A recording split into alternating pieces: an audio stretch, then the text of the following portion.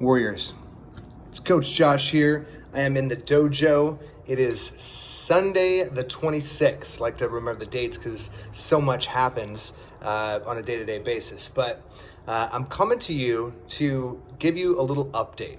A lot of people are wondering, what's going to happen next, where we're at. And just from the perspective of us here in the family at Training for Warriors about what's going on, I want to kind of review what's happening, what are the 4 stages of a disaster, and what stage we're in and what will be happening next. Now, I was listening to a podcast that described every disaster having 4 phases: the warning, the prep, the disaster, and the aftermath. And in terms of where we're at in this disaster, we're right now we're in the response phase. This is the thing that's happening. The pandemic has spread. We've flattened the curve. We're dealing with the direct threats. We're putting out the fires.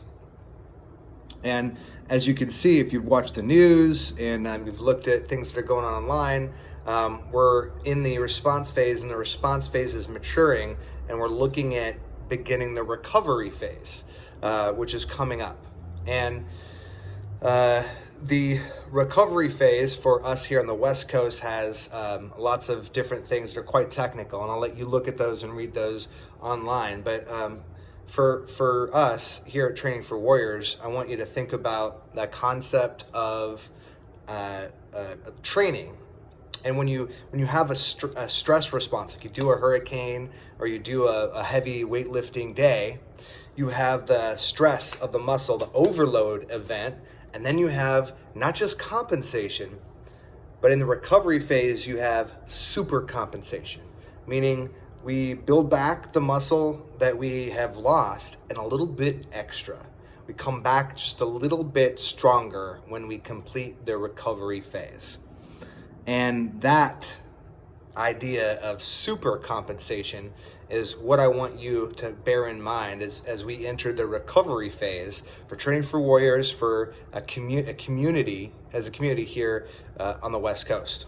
So, if you've been doing your quarantine habits, the reading, the breathing, the outside, the training, the food, all those things, those are there to build up your immune system, to keep you in a mental and physical state of resilience, to keep you moving forward. And those are going to be critical because the COVID virus, from everything that I've read, was not going to be done when we enter the recovery phase. There's going to be rebounds, and there could be long dramatic effects afterwards, but that's not what we're really worried about. We're going to continue to cultivate that resilience, to create that super compensation within us as we go through this recovery phase together.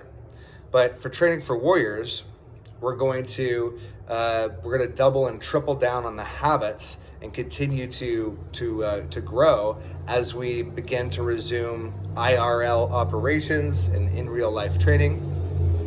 And we're going to continue to actually attack the humanitarian part of this, which is a lot more dramatic than the physical health implications of this pandemic.